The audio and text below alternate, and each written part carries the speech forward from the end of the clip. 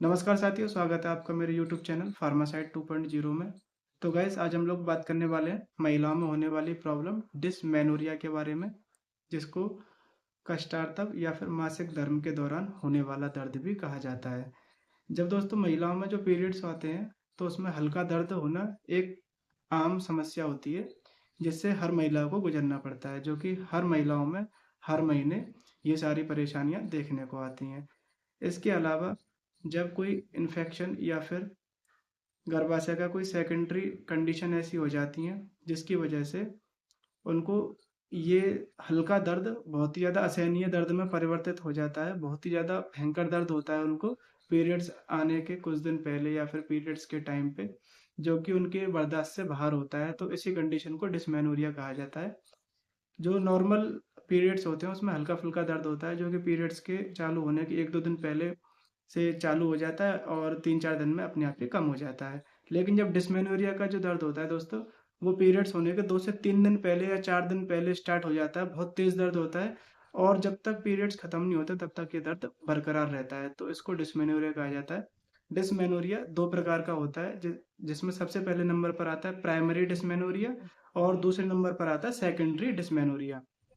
Primary dysmenorrhoea जिसमें periods के 1 दिन पहले हल्का दर्द होता है और 2 से 3 दिन में ये दर्द कम हो जाता है।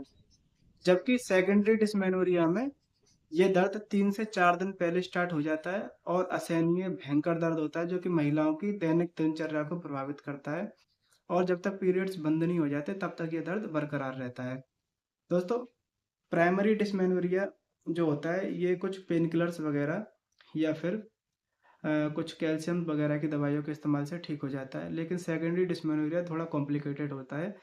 सेकेंडरी डिस्मेनोरिया जो होता है ये गर्भाशय की कई कंडीशनों के कारण होता है, जैसे कि सबसे पहले नंबर पर आता है एंडोमेट्रियोसिस, जो कि गर्भाशय की एक परत होती है एंडोमेट्रियम। एंडोमेट्रियम जब गर्भाशय के बाहर ऊतक के रूप में इकट्ठी हो जाती है तो इसके जो ऊतक होते हैं वो पीरियड्स के टाइम पे ब्लीडिंग के रूप में टूटकर बाहर निकलते हैं। इसको एंडोमेट्रियोसिस कहा जाता है। दूसरे नंबर पर आती है दोस्तों एडिनोमाइसिस। एडिनोमाइसिस गर्भाशय की एक परत होती है जो कि गर्भाशय की मांसपेशियों से चिपक जाती है। तीसरे नंबर पर आती है फाइब्रॉइड्स। फाइब्रॉइड्स में गर्भाशय की भीतरी या बाहरी दीवारों पर एक गांठ हो जाती है, एक मांस का टुकड़ा बढ़ जाता है जिसको फाइब्रॉइड्स कहा जाता है। चौथे नंबर पर आती है पीआईडी, पेल्विक इन्फ्लेमेटरी डिजीज, जो कि गर्भाशय में बैक्टीरियल इन्फेक्शन के कारण ये कंडीशन देखने को आती है। उसमें भी दर्द वगैरह की कंडीशन है, असहनीय दर्द वगैरह की कंडीशन देखने को आती हैं। और सबसे लास्ट नंबर पर आती है सर्वाइकल स्टेनोसिस, जिसमें जो बच्चेदानी का मुंह होता है, सर्विक्स जो होती है वो संकरी हो जाती है। जि- उसके कारण भी ये कंडीशन आती हैं। और कुछ जन्मजात विकृतियां होती हैं जिसमें कि अंडाशय या फिर फैलोपियन ट्यूब या गर्भाशय का अपूर्ण विकास होता है, पूर्ण रूप से विकसित नहीं होती। उनमें भी ये सेकेंडरी डिस्मेनोरिया की कंडीशन है देखने को आती हैं। वहीं इसके अगर दोस्तों लक्षणों की बात की जाए तो इसके लक्षणों में पेट के निचले हिस्से पेड़ ऊपर दर्द या ऐंठन जैसा दर्द और उल्टी, थकान या फिर जांघों का दर्द और कमर का दर्द इसमें देखने को आता है और किसी किसी केसेस में उल्टी और दस्त जैसी समस्याएं भी देखने को आती हैं।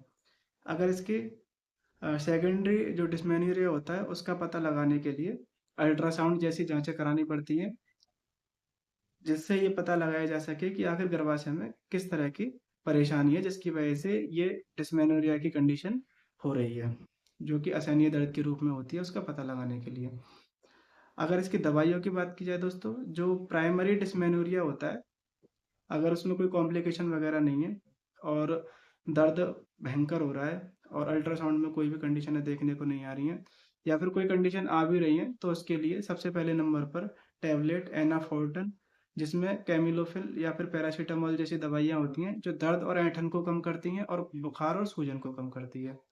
दूसरे नंबर पर सेलकार टैबलेट, 500 mg की कैल्शियम की गोली होती है, एक गोली रोज खानी पड़ती है।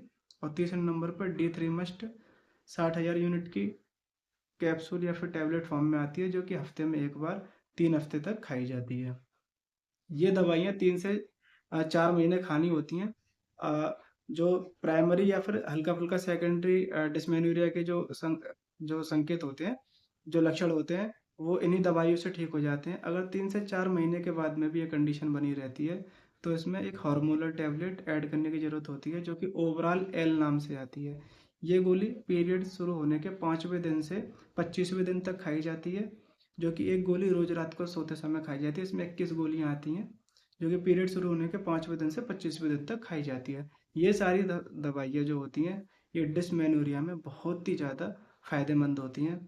और इस ओवरऑल एल टैबलेट के अलावा एक सिरप नारी लाइफ, जो कि एक आयुर्वेदिक सिरप होती है, ये भी गर्भाशय की बहुत सारी परेशानियों को नेचुरल वे में ठीक करती है। नारी लाइफ 1 चम्मच रोज लेनी पड़ती है, चाहे महिला हो या फिर कोई लड़की हो जो कि 20 से 22 साल की, उसके पीरियड्स वगैरह भी स्टार्ट हुए हैं, उनको ये सारी तकलीफें हों, तो वो भी इन दवाइयों का सेवन इसी डोज में, इसी मात्रा में उनको इसका इस्तेमाल करना चाहिए। तो ये समस्याएं बहुत ही जल्दी रिकवर होने लगेंगी, और हो सकता है भविष्य में आपको इन सभी समस्याओं का सामना ना करना पड़े। तो इसमें कोई ऐसी घबराने वाली बात नहीं होती है। अगर इसके कॉम्प्लिकेशन की बात की जाए, अगर ये जो लक्षण लगातार बने रहते हैं, जैसे कि पीआईडी का कोई इलाज ना किया जाए, पेल्विक इन्फ्लेमेटरी डिजीज का जो कि बैक्टीरिया के कारण होती है, इसमें एंटीबायोटिक्स वगैरह नहीं दी जाती है, या फिर ये जो जन्मजात विकृतियां वगैरह का पता नहीं लगाया जाता, या फाइब्रॉइड्स वगैरह का इलाज नहीं किया जाता, तो उसमें बांझपन जैसी समस्याएं देखने को आती हैं, क्योंकि महिला फिर प्रेग्नेंट होने में थोड़ी समस्या आती है। तो उसको अल्ट्रासाउंड करा के इन सभी तकलीफ़ों का जल्दी से जल्दी इलाज कराना चाहिए। उम्मीद करूंगा साथियों आपको मेरी वीडियो पसंद आई हो। अगर आपको वीडियो पसंद आई हो तो वीडियो को लाइक करें, शेयर करें और सब्सक्राइब जरूर करें, और आपको नीचे बेल आइकन दिख रहा होगा, उसको प्रेस जरूर करें, ताकि हमारी जो भी लेटेस्ट वीडियो होती है वो आप तक पहुंच सके।